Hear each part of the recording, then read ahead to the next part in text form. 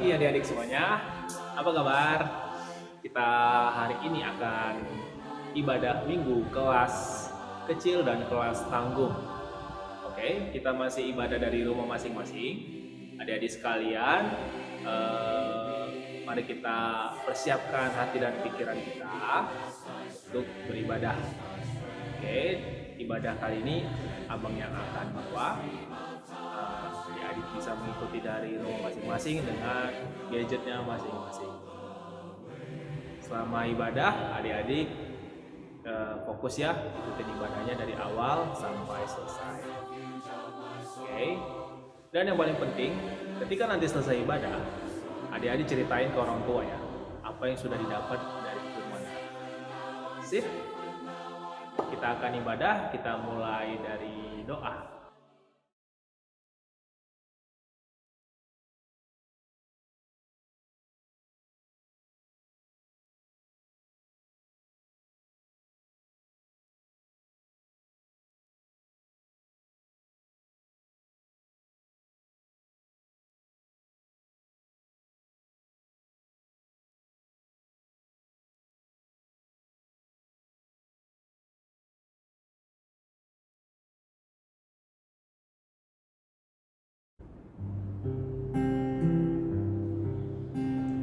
Yesus kawan yang sejati, bagi kita yang lemah, tiap hal boleh dibawa dalam doa padanya. Oh, betapa kita susah dan percuma berlelah bila kurang pasrah diri dalam doa padanya.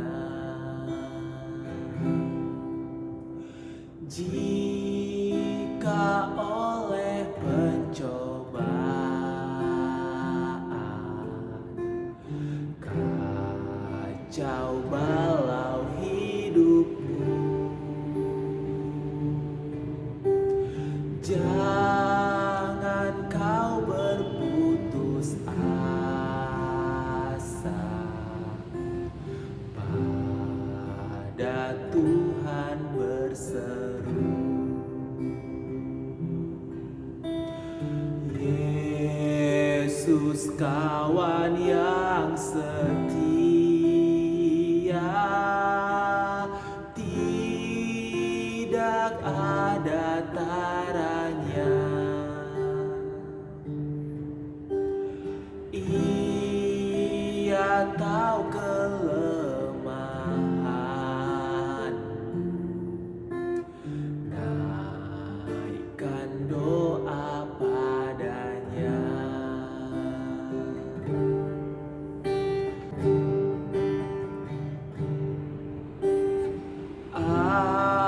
Adakah hatimu sarang, jiwa ragamu lelah? Yesuslah penolong kita, naikkan doa padanya. Biar kawan lain menghilang,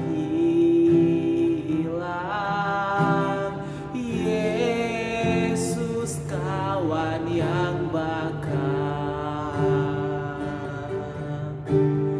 Ia mau menghibur kita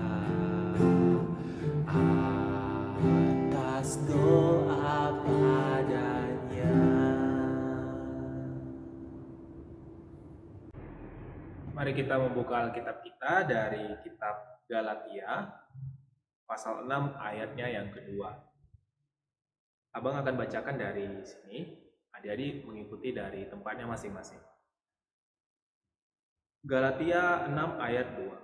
Bertolong-tolonganlah menanggung bebanmu, demikianlah kamu memenuhi hukum Kristus. Nah, oke adik-adik. Pertama abang mau tanya kepada adik-adik sekalian. Dalam seminggu ini, dari minggu kemarin sampai hari ini beribadah, apakah adik-adik ada melakukan sikap tolong-menolong di rumah? Menolong mungkin misalnya menolong orang tua yang lagi kesusahan, atau menolong adiknya mengerjakan PR, atau menolong kakak atau abangnya di rumah. Apakah adik-adik ada melakukan aktivitas tolong-menolong? Coba diingat-ingat, berapa kali dalam seminggu ini aja adik-adik melakukan menolong orang? Sekali, 2 kali, 3 kali, 4 kali? Coba diingat-ingat dulu. Nah, bentuk pertolongan yang biasa yang mungkin adik-adik lakukan seperti apa? Kalau misalnya adik-adik menolong orang tua biasanya dimintain tolong apa sih? Biasanya orang tua itu suka dimintain tolong mengambilkan sesuatu. Misalnya nama anaknya siapa? Nama anaknya Budi kan. Budi tolong ambilkan sendok di dapur. Jadi si Budi ini pergi ke dapur mengambilkan sendok dan diberikan kepada orang tuanya. Mungkin sendoknya digunakan untuk makan gitu.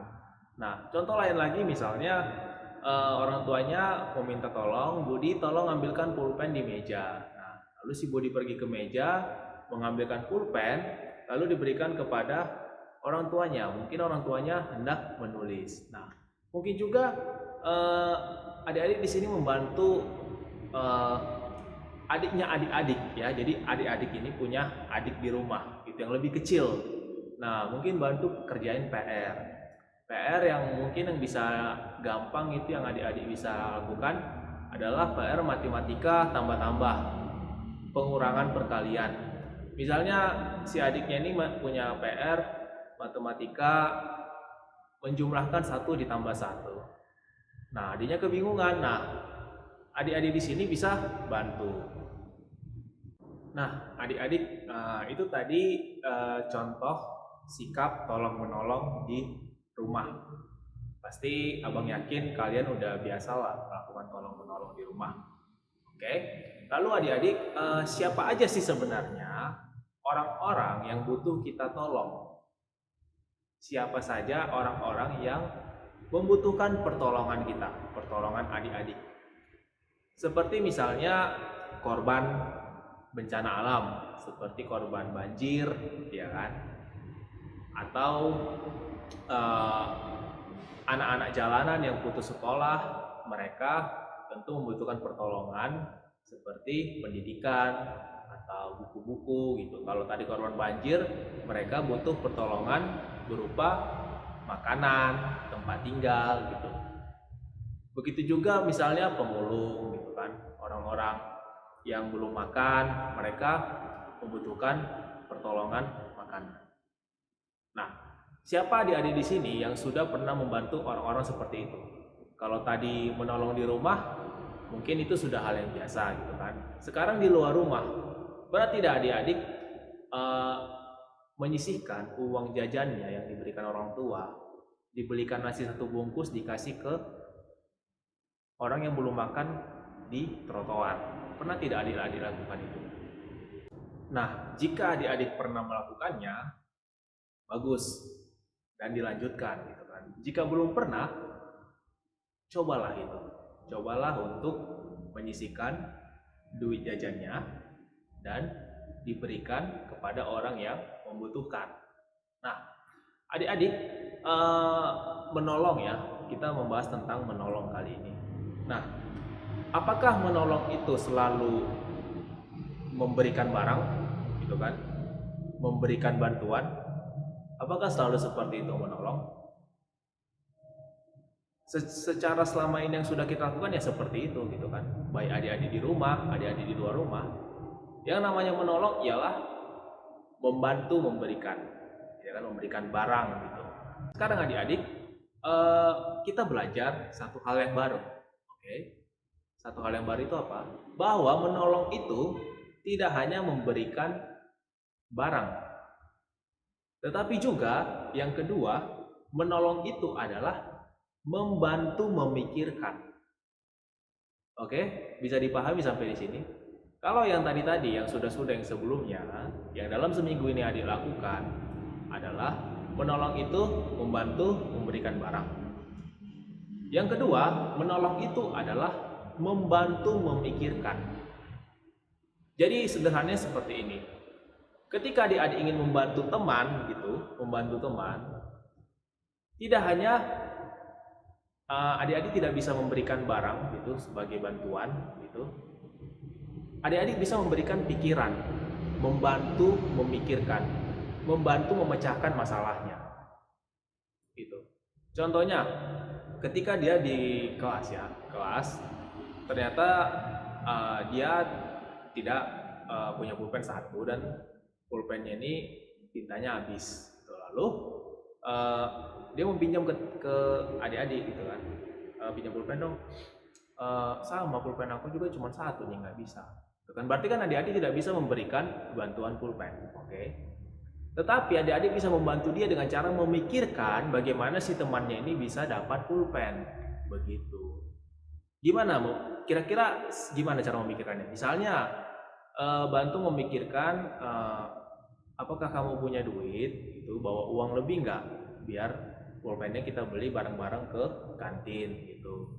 Atau kalau dia nggak bawa duit lebih, kira-kira siapa ya di kelas ini yang dia punya pulpen 2 yang mau minjemin ke temannya ini, nanti dibalikin pas pulang sekolah. Nah, adik-adik, itu adalah bentuk bantuan juga yang hari ini akan kita pelajari. Nah, tadi kita udah baca kitab Galatia 6 ayat 2. Nah, di situ Paulus itu bilang ke orang-orang melalui surat yang dia tulis di ayat 2 itu, bertolong-tolonganlah kamu, kan gitu kan, bertolong-tolonganlah kamu.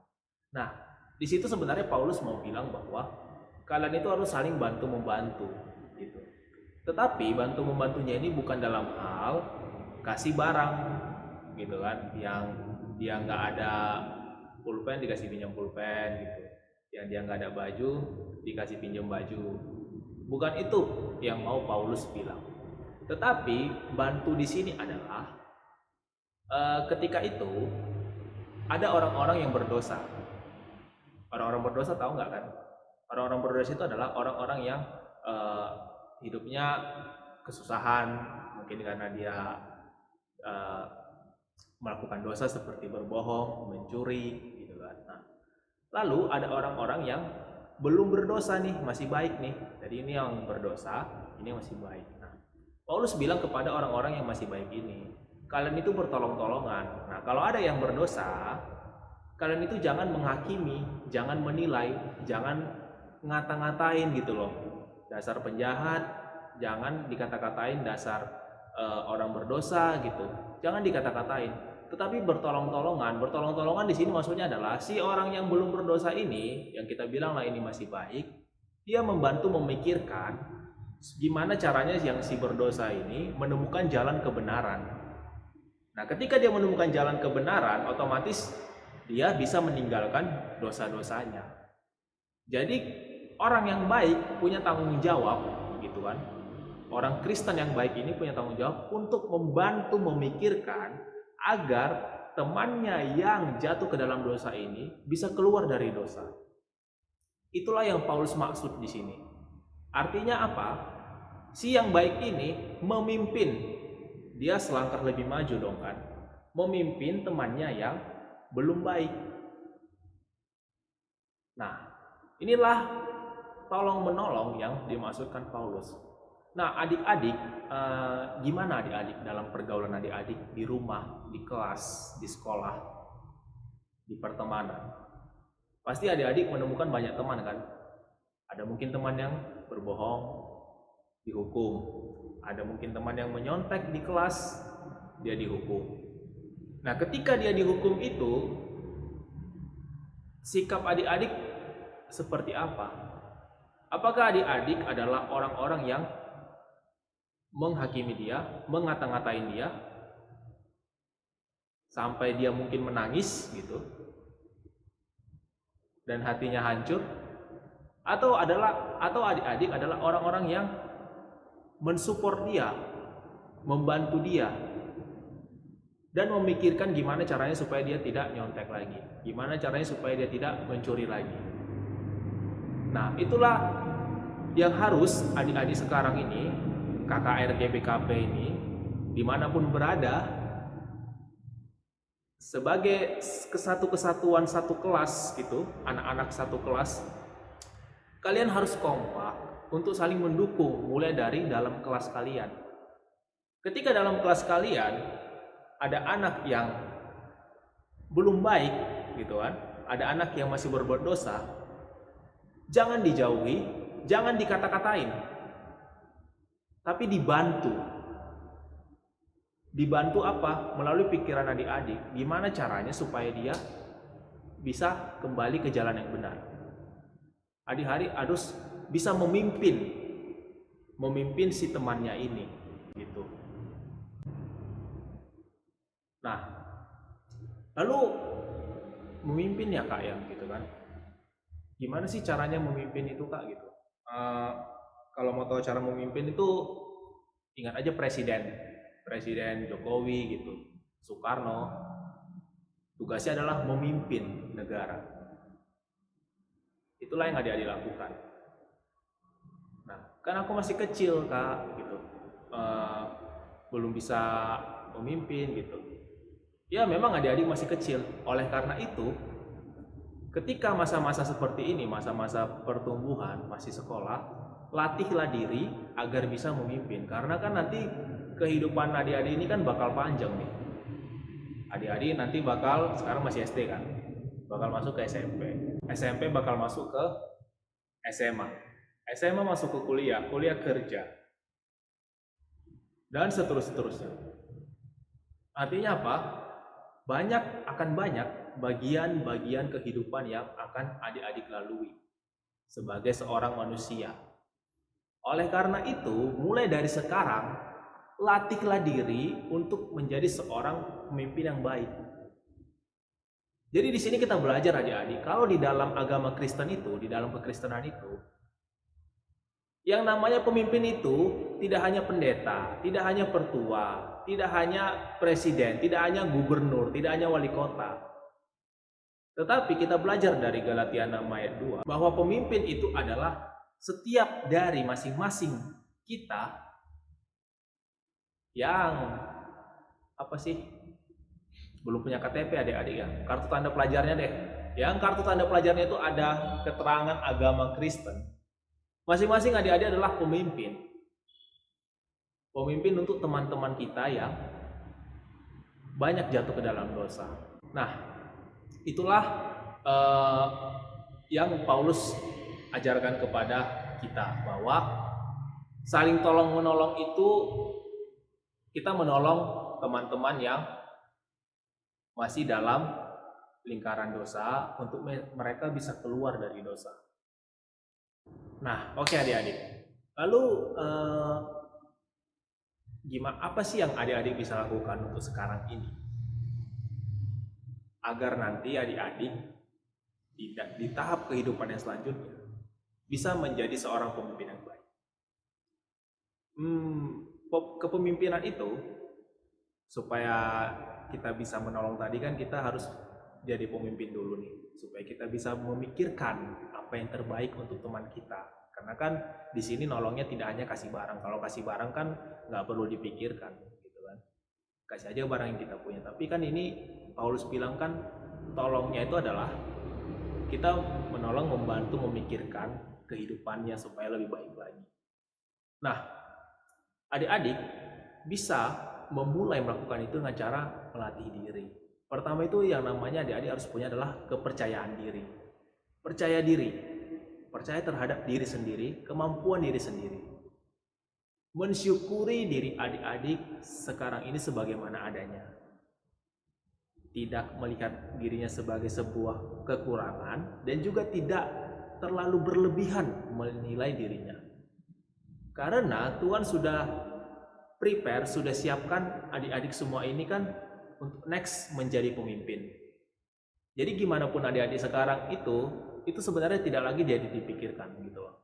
Tidak lagi jadi bahan pikiran adik-adik, tidak lagi apalagi menjadi pikiran karena adik-adik merasa kekurangan. Itu tidak lagi. Tetapi adik-adik harus berangkat dari apapun yang adik-adik punya sekarang dengan menanamkan kepercayaan diri. Percayalah bahwa adik-adik bisa. Oke, itu yang pertama. Yang kedua, adik-adik harus berani beropini, berpendapat. Jangan malu gitu. Ketika dalam kelas, dalam sekolah minggu, beranilah bertanya kepada kakak guru. Di dalam sekolah juga, dalam kelas, berani bertanya kepada guru. Jangan malu dan jangan berpikir saya tidak pantas bertanya. No. Jangan pikir seperti itu. Itu yang kedua, berani berpendapat. Yang ketiga, jujur. Jujurlah dalam segala hal. Kejujuran itu penting sebagai modal untuk kita bisa menjadi seorang pemimpin yang baik.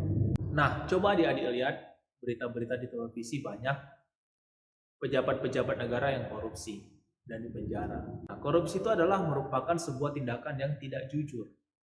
Itu tindakan yang berbohong. Nah, lalu berikutnya, adik-adik harus disiplin.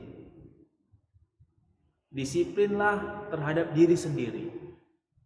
Seperti dimulai dari hal sederhana seperti jam bangun pagi yang teratur, jam sarapan pagi yang teratur, jam pergi sekolah yang teratur, tidak terlambat, jam pulang sekolah yang teratur, jam belajar di rumah yang teratur, jam mengerjakan PR yang teratur, jam makan malam yang teratur, dan jam tidur malam yang teratur. Dan yang paling penting adalah jam bermain game yang diatur baik. Jadi adik-adik itu bisa bikin jadwal di rumah, sederhana aja. Jadwal harian, hari Senin, jam 4 pagi udah bangun ya, atau jam 5 deh. 05.00 bangun pagi. Seterusnya. Nah, termasuk juga diatur jam main game. Jadi jangan sehari itu main game mulu gitu. Sampai semuanya terbengkalai. Nah, adik-adik mulai dari latih 4 hal tadi. Pertama, percaya diri. Yang kedua, berani berpendapat, berani bertanya. Yang ketiga, jujur. Yang keempat, disiplin. 4 hal ini saja adik latih dulu dalam fase adik-adik sekarang. Latihlah pelan-pelan. Memang sulit gitu kan, apalagi belum terbiasa. Tetapi kan kita punya tujuan hidup ke depannya, mau jadi pemimpin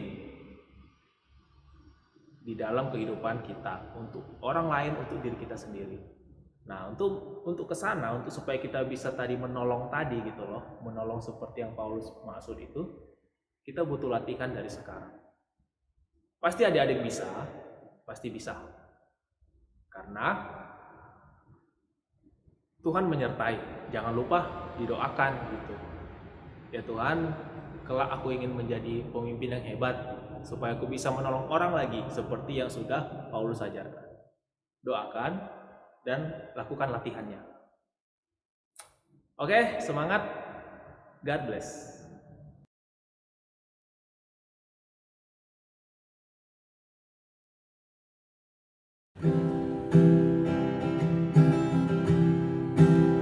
Jika padaku ditanyakan, apa akan ku beritakan pada dunia yang penuh penderitaan?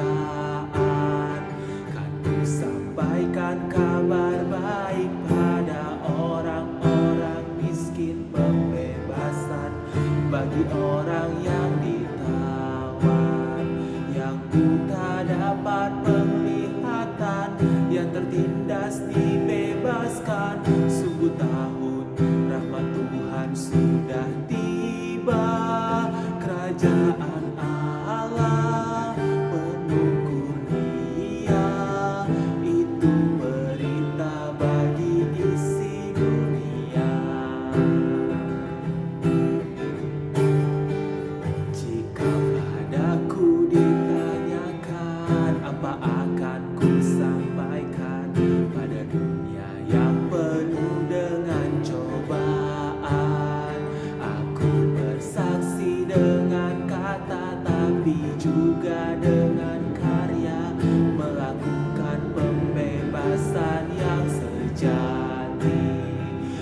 tersedia bagi kita pengampunan dan anugerah, keselamatan dalam Kristus puteranya.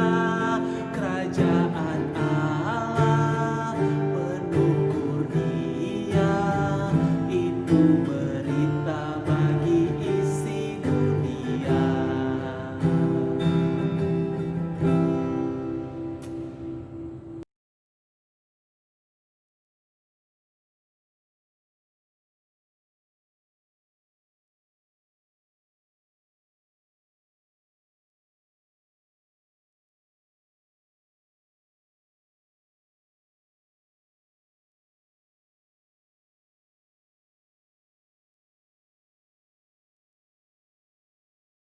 Ya, oke adik-adik, ibadah kita sudah selesai. Puji syukur kita ucapkan kepada Tuhan. Kita akan berpisah sampai di sini. Sampai ketemu di minggu depan di ibadah minggu yang sama. Dan seminggu ini jangan lupa ya, latih diri untuk bisa jadi pemimpin yang terbaik. Oke, dadah.